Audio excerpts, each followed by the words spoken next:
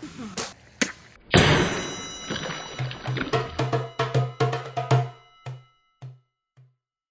everybody, welcome to Unsheathed Sword Reviews. I'm John. I'm Vic. And today we're going to review my birthday present, which is the Balaur Arms 12th Century Teutonic Arming Sword.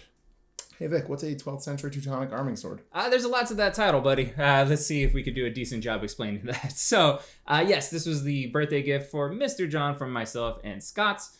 They listed as from the 12th century, but Matt Easton made a great video talking about it where he says he believes it's actually from the 13th century. Link to his video will be in the description below. But basically what we have here is an early Type 12 arming sword. So oakshot typology of the Type 12, it's basically an evolution of the Type 10 blade. Still a very broad blade, but now we have a little bit of even taper going down it. Has a little bit more of an acute point than the kind of spatulated point of a Type 10. Not quite very, very pointy like a Type 14 or a Type 15 would be just yet. Still has a very broad fuller going down about 2/3 the length of the blade, and still a cut-orientated sword with a point of balance usually beyond 4 inches, but now it is very much more balanced for cut and thrust. It's really kind of the first cut and thrust arming sword that was out there. And so for you folks that don't know and aren't familiar with oakshot typologies, a Type 10 sword is basically a Viking era sword. Mm-hmm. So this is kind of an evolution of the Viking era sword, which, as you've seen, has very little in the way of a guard and things like that, into a more based on hand protection and stuff like that. Right, so this is kind of transitioning into the more stereotypical cruciform hilt arming sword that you would see in the knightly depictions and stuff. And most Type 12s have about a 32-inch blade length. This one is a longer example. I believe the blade length is a little bit longer than 32 inches. But that's what this is. This is a Type 12 arming sword, an early version of it, and it is made by Balaur Arms. And this is the second-gen version, meaning that this was made by Windlass Steelcrafts. So they came in and revamped kind of the line of swords after OTC, who was the original manufacturer, fell out with Cult of Athena. So they made pretty much the same swords, but with a general higher level of fit and finish.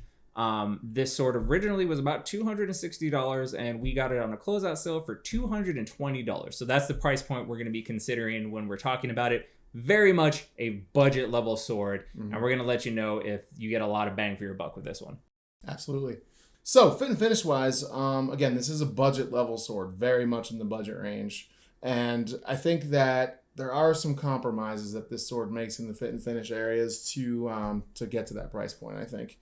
If you look at the crossguard, there is a sort of an asymmetry to the gap in the crossguard, which again is not something that necessarily is historically relevant, but it's just a thing in terms of, all right, with modern production standards, they can get it pretty close most of the time. So I think it's fair to evaluate it based on that. So the crossguard is a bit uneven, and the Peened block is a bit rougher than some other swords that we've reviewed recently. Again, by rough, we don't mean unstable or about to pop off, but it's definitely just not as smooth and as polished looking as other swords that we've had recently. Like with other swords we've talked about recently, this one also comes with a scabbard. And it is, I think, definitely for this price point, a lot nicer of a scabbard than it has to be. I definitely think you can tell from the quality of the leather, it feels a bit thinner. And, as compared to, say, like a dark sword scabbard, feels like a thicker, heavier grade of leather. But it is well stitched. The stitching is all pretty symmetrical. It's got a nice shape on the bottom. My hunch is the shape is mild steel because it seems to be rusting pretty quickly, which is another issue we'll get into with the handle too, but later on in the overall value section, I think. But overall, yeah, I think the fit and finish for a budget level sword is pretty good. Yeah, I agree. So again, expectations, right? So what I expect from a $200 sword versus a $1,200 sword are radically different. So this sword, you're right, the peen is pretty rough. There's an asymmetrical gap, and the gap actually has a little bit of epoxy in it. Not as terrible as some other swords we've seen, but it's noticeable. Looking down the blade, there's a decent amount of rippling, which again doesn't really matter in terms of functionality, but it's noticeable. The fullers kind of waver a little bit and terminate at different spots. Again, doesn't affect the sword at all, but just little aesthetic things like that. You see a higher level of refinement in more expensive swords. Sure. That said, though, for $220, none of that bothers me. None of it bothers me at all, and I'm kind of the picky one for a fit and finish. I completely agree, and that's what we'll talk more about that in the overall value section, because again, if you're going to sell a sword for, especially a sword with a 38 overall inches length, 32-inch blade, you're going to have to cut corners somewhere if you want to sell it for $220. Exactly. That's just how it goes. So yeah, I have no complaints about that, where they did that on this sword at all. So we'll talk about that more in overall value. And on the fit and finish, I even think that the grip is probably a little bit better than it really needs to be. Like with these Balaur Arms line, Windlass does a pretty good job of the leather cord wrap with risers on most of the grips. Aesthetic choice, I'm not a big fan of multiple risers spread out like this. I prefer like one at the top and bottom or a couple in the middle, something like that. But that's purely aesthetics. It feels completely fine. The leather doesn't feel like it's the best grade in the world, but it definitely, like, it's not a cheap, super glossy faux leather. And for this price point, that would be fine. So the grip, I think, is a little bit better than it needs to be. Everything else, while little fit and finish nitpicks, not bad for the price. Yeah. And honestly, the grip for me is a good place to transition from fit and finish into handling, because one of my complaints about the sword is that I feel like the grip is pretty thin. It's if it makes sense, it's wide enough this way if the sword handles here, it's wide enough, but then it's kind of very narrow in its profile. If you spin the sword sideways, it's very narrow, which makes it feel like really maybe I'm only getting contact with the handle in my fingers and in my palm. There isn't really anything. There's no swell in the middle to kind of brace it against my palm. So I would really like to have seen that. But I don't know what those handles were supposed to be like. I don't know what the typical, and I probably we don't either, because they're all the wood and cord is routed off and everything. But to me, it seems a little bit more robust of a handle would have been appreciated.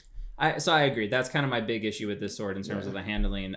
Is, you know, other arming swords that I have, they definitely have, if not just a wider overall grip, they have like a swell in the middle that kind of hugs into the meat of your hand really well. This doesn't have that. It's really, really skinny. And so especially because this is a somewhat longer blade for an arming sword, you know, it's almost 33 inches, and it has a decent amount of mass to it. Like, it has a distal taper, but not a terrible amount of distal taper. It definitely feels blade heavy, not in a bad way, mind you, but just it does feel odd with a sword that has a lot of blade presence, but then also has a very, very narrow grip. Agreed. And for me, I find that it makes it a little bit tougher to index the blade too, having the two main points of contact being just the outsides of the handle and not having that swell in the middle. It makes the blade more prone to rotate in my hand a little bit. So it makes that perfect edge alignment a little tougher. But, you know, with that said, again, this is a $220 sword, and it's Yeah, so it's still a lot of fun to swing around. Definitely. A lot of fun to use. The first time when, you know, we gave this to you and you opened it up and we started cutting water bottles, we were having a great time. Our girlfriends have used the sword. They both enjoyed it, although my girlfriend said that it was a little kind of like forward heavy for her if she really wanted to use two hands on it. But again, it is a larger arming sword. And again, it's a Type 12, so it is more cut-oriented. It should have a point of balance further down. The center of percussion should be further down than later types, because it's definitely cut and thrust, but just the very beginning of cut and thrust. Right. And so especially something this long would probably be like a cavalry saber even, you know what I mean, to be used on horseback, probably, or on foot, you know. But it's definitely still a very fun sword to use. You can still get a lot of authority in the swings. Recovery is not that bad. It's still a really, really fun, functional sword. Completely agree. That said, though, the edge out the box, we don't know how good that was because I got Cultivate in a sharpening service on it. So how was that? I found it's a cut really, really well. You know, like we said, there was one quick bonus cut that was in one of our previous videos. Wotan, guide my sword! Nice! Cut 3 water bottles very easily, straight cut, no real problems with it. Yeah, the recovery is pretty good for, again, when we looked at the specs, I think everyone expected it to be a lot more blade heavy and have a lot more blade presence than it does. I think really it handles pretty nicely. It's pretty easy to recover given how long it is and given where the weight is. Right. It definitely like has presence. Like, you definitely feel that. And it's supposed to. Right. I mean, this is for coming down over the top of a shield while I'm chopping the hell out of stuff. Right. So it's got, you know, needs to have that. But yeah, so it's very sharp. So Cultivate Athena, while it does have a very noticeable secondary bevel, which is not ahistoric, but just some modern users might think that's kind of unsightly. It is really, really sharp. I don't know if it's quite shaving sharp, but damn near. It's very functional, very fun to use. And again, for $220, you're getting a pretty well-made, functional sword.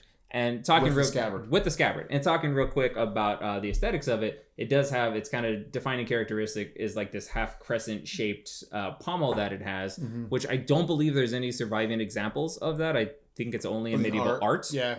Matt Easton's video that we linked below will explain that in more depth, but it looks really cool. I think it's a fun sword overall. I agree. One thing to figure in the overall value that we haven't addressed yet is both the guard and the pommel seem to be made out of mild steel. And It's been my experience, and I don't know, other people can fill us in the comments if this has been their experience as well, but mild steel from some places on some swords is pretty rust resistant and does pretty well. You have to keep some oil on it, but if let's say you use the sword and don't oil it till the next day, it's going to be fine. It seems like other mild steel is 2 seconds in the air and it's rusty. Mm-hmm. So it would seem to be that this sword falls into the latter category on that. And granted, I live like within sight of tidal saltwater, so that could have something to do with it. But we cut with this sword, celebrated my birthday, had some beverages, cut with the sword, took it home, cleaned it up, wiped it down, oiled it and everything, or Ren waxed it and everything. 2 days later, the entire guard and a substantial portion of the pommel covered in red rust. So it just means I have to be super proactive with the maintenance on it, and that's a thing to consider, but it's just something you should know. Yeah. We'll put pictures up, but yeah, it looked pretty bad. For so quick. It was so fast because literally we just had the thing in our hands, a couple days ago. Right. So. All right. So all that said, $220 for a functional sword with a scabbard. John, what do you think? Is it worth it? I cannot recommend this sword enough for a budget level sword. If you want a nice, interesting looking arming sword that doesn't look like every other arming sword you see, I think you can't do much better than this. It's very reasonably priced. You get a lot for your money. I'm 100% in favor. Yeah, I recommend it also. I think it's a fun sword. For an arming sword, it's a rather unique looking sword. It's not very run of the mill. I believe as of the filming of this video, it is still available on closeout on Cult of Athena. After that, not sure if they're going to make them anymore or if another manufacturer is going to take over. Right. Might have to look on the secondhand market. But for $220, I think it's a hell of a bargain and a really good functional sword. So I definitely recommend. Strongly agree. So thank you for watching today. If you liked your content that you saw today, please do feel free to like and subscribe. We definitely appreciate it. Yeah. And anything else from you, Vic? Do all the things. Peace.